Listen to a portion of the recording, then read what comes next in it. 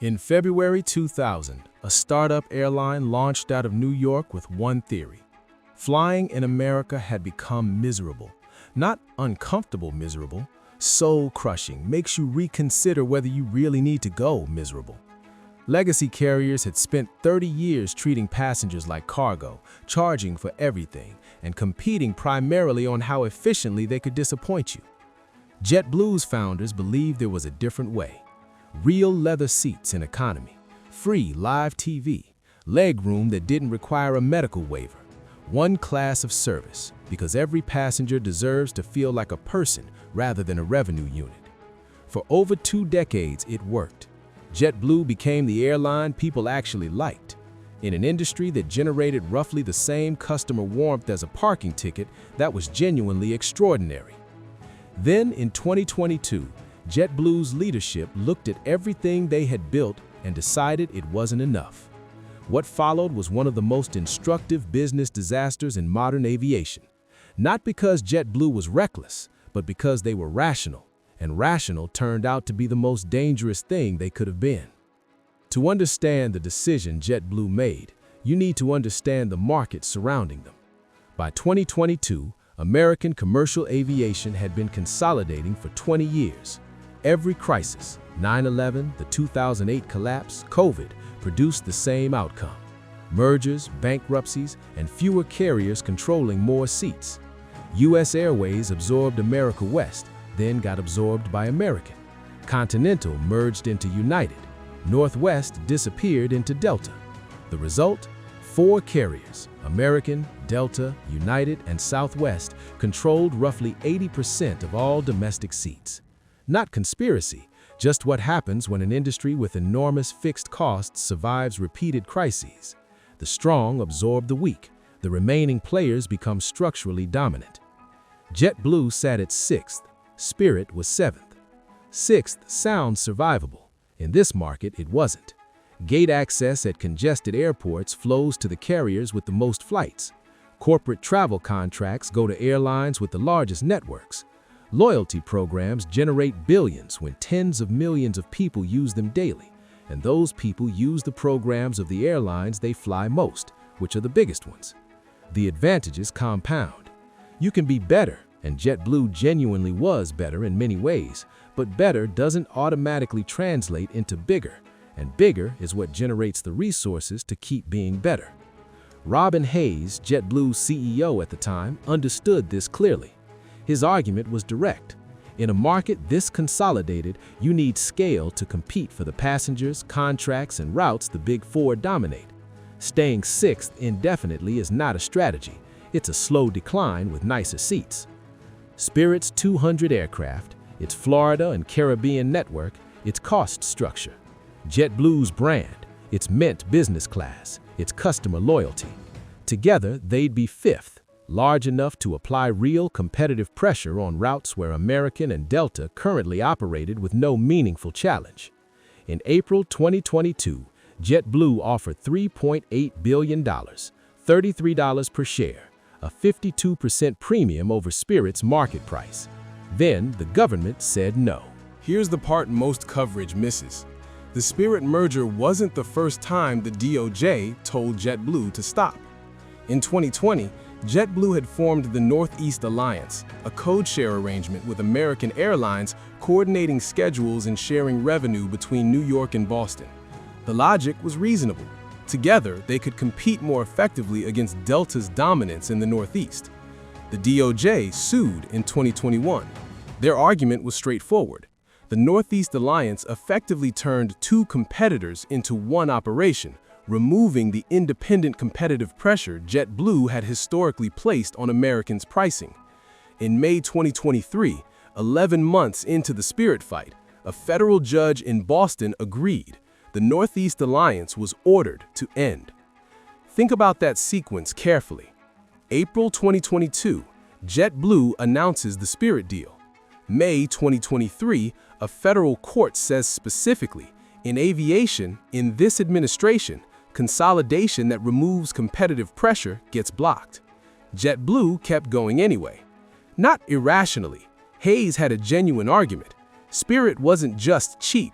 It was the kind of cheap that came at the expense of everything else. Seats so compressed that the legroom generated its own viral content. Fees for carry-on bags. Fees for printing a boarding pass. Spirit competed purely on price, and the product passengers got reflected that entirely. JetBlue's counterargument was that absorbing Spirit wouldn't remove a quality competitor from the market. There was no quality to remove. It would replace a race-to-the-bottom operation with a genuinely better product in markets that deserved better options. That's not anti-competitive, that's an upgrade. The DOJ's theory rested on Spirit as a price discipliner. Spirit's presence in a market forced everyone, including American and Delta, to keep fares down because passengers had a credible, cheap alternative. Kill that alternative and fares rise, not just on Spirit routes. Everywhere Spirit had competed. Both arguments had genuine logic. The judge found the DOJ's more convincing. In January 2024, the merger was blocked. In March 2024, JetBlue and Spirit abandoned the deal entirely. The judge closed his ruling with a line that became something of a footnote in aviation law. He dedicated the decision to Spirit's loyal customers. Those loyal customers were, within months, booking on American and Delta. Spirit filed for bankruptcy in November 2024. The airline the government spent 2 years protecting its customers from ceased to be a meaningful option anyway. Everyone in the story lost. The airline that wanted to grow, the airline that was supposed to be protected, and the passengers both sides claimed to be fighting for. JetBlue never closed the deal, never spent the $3.8 billion on actual aircraft, never integrated a single Spirit route or a single Spirit employee. The merger existed entirely on paper from announcement to abandonment, and yet the damage was real. The most invisible cost was focus. For 2 years, JetBlue's senior leadership, the people supposed to be running an airline, winning corporate accounts, building routes, refining a product, were managing regulatory filings, preparing legal strategies, appearing in federal court, and deploying their strategic attention on a transaction becoming progressively less likely to close. 2 years is a long time in aviation. The operating environment during those 2 years was punishing in ways that demanded exactly the management attention the merger was consuming. Pratt & Whitney announced a global engine inspection recall that grounded aircraft industry-wide. JetBlue had more GTF-powered jets than almost any other U.S. carrier. At the peak, over 30 aircraft sat idle, still generating lease payments, still carrying crews on payroll, producing zero revenue. 30 grounded aircraft is a full-time crisis. Managing it while simultaneously fighting a federal antitrust case was something different entirely. JetBlue's stock was trading around $14 when the Spirit deal was announced.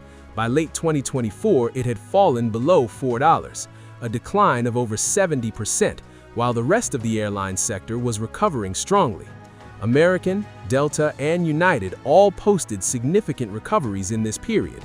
JetBlue moved in the opposite direction. The balance sheet confirmed what the stock price suggested. JetBlue ended 2023 carrying $3.3 billion in long-term debt, credit rating cut to junk. An airline that had spent 2 decades building financial discipline was now being assessed the way analysts assess a carrier in pre-bankruptcy distress. Robin Hayes resigned in February 2024, 1 month after the merger was blocked. Joanna Garotti, who had been president, stepped up as CEO and inherited a company that had spent 2 years trying to become something larger and arrived smaller in every meaningful way than when it started. What happened after is actually the more interesting chapter. Garotti launched a restructuring plan called Jet Forward, not a rebrand, a genuine operational overhaul built on a straightforward diagnosis. JetBlue had been competing everywhere with limited resources. Competing everywhere meant competing effectively nowhere. The response was concentration. Cut routes where JetBlue had no structural advantage. Stop chasing markets where the Big Four could deploy resources JetBlue couldn't match. Rebuild around where JetBlue actually wins. The East Coast leisure market, transatlantic mint routes from JFK and Boston, and Fort Lauderdale where JetBlue operates at real scale. JetForward generated $305 million in incremental operating profit in 2025, exceeding its own target. The 2027 cumulative target is $850 to $950 million. Those numbers represent the difference between recovery and continued deterioration. JetBlue announced a partnership with United Airlines, a code share called Blue Sky, giving JetBlue passengers access to United's domestic network. The airline that spent 2 years trying to build scale through acquisition is now growing through collaboration with a carrier 3 times its size. Smaller ambition, no federal judge required. The most revealing strategic shift: JetBlue is introducing domestic first class in 2026. The airline that launched with a single cabin, one class, no hierarchy, flying shouldn't require a caste system, is adding first-class seats because the revenue math requires premium passengers that economy cannot generate. JetBlue understood this on transatlantic routes through Mint years ago. The domestic network is finally following the same logic. The stock sits around $5 in early 2026, down from $14 when this started. Analyst sentiment is cautious. The market has not forgotten. Here is what this story actually is. JetBlue correctly diagnosed that their position was structurally difficult and made a rational decision to change it. The merger logic was not absurd. In a market where 4 carriers control 80% of seats, being 6th is genuinely hard. But they heard a federal court deliver an explicit verdict in May 2023 in their specific industry with this specific administration, and kept fighting for 11 more months. The 2 years the merger consumed cost them management focus during a fleet crisis, financial flexibility when they needed it most, and a CEO who had built something genuinely valuable. The bill for a deal that never happened turned out to be real. Spirit went bankrupt anyway. The passengers the DOJ spent 2 years protecting ran out of an airline to be protected by. The JetBlue that exists today is leaner and more focused than the version that made the Spirit bet. Whether JetForward delivers, whether Blue Sky generates the traffic JetBlue needs, whether first-class seats in a cabin that once had no classes lands with the passengers who chose JetBlue specifically because it had no classes, those answers arrive in 2027. What we know now is this: JetBlue went to war to become a major airline. They came back the same size as when they left. Sometimes the most expensive business education is the one that ends exactly where it started.